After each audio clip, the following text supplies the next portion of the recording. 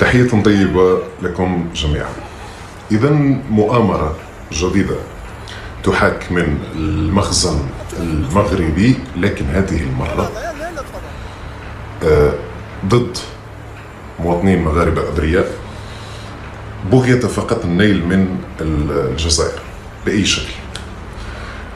موضوع الشباب المغاربة الأربعة الذي يقال بأن 2 منهم قتل و2 جرح، ضرب بنيران مغربية برصاصات مغربية، لا علاقة للجزائر لا من قريب ولا من بعيد بهذا التمثيلية الهزيلة، بهذا السيناريو. للأسف شوف وين وصلوا، وين وصل المخزن. وصل لمرحلة أنه صار يضحي بمواطنيه فقط من أجل النيل من الجزائر، ومحاولة تشويه الجزائر وشيطنة الجزائر وإظهار الجزائر في صورة يراها فقط هو في مخيلته. أولا، الجزائر دولة قانون، دولة مؤسسات. الجزائر لو نسيتوا فقط، الجزائر ليست هذه الدولة.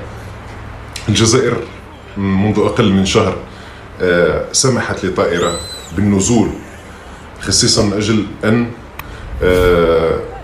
تعالج حاجة مغربية في الجزائر، وجاءنا الرد من ابنها وشتمنا وشتم الجزائر وشتم رموز الجزائر. والله يسامحه، لكن الجزائر أبدا لا تقتل عزل.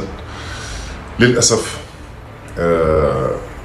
الله يرحم الأموات والله يشفي الجرحى، لكن هذا الناس ضربتهم الدي اس تي المغربية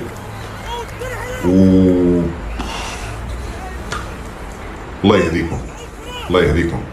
وللأسف للمرة المليون نرى بأنه الروح نتاع المواطن المغربي ما عندها حتى قيمة عند المخزن، ومجناهم الجزائر، مهم الجزائر. فحبيت نقول هذا الكلام فقط، وشكرا.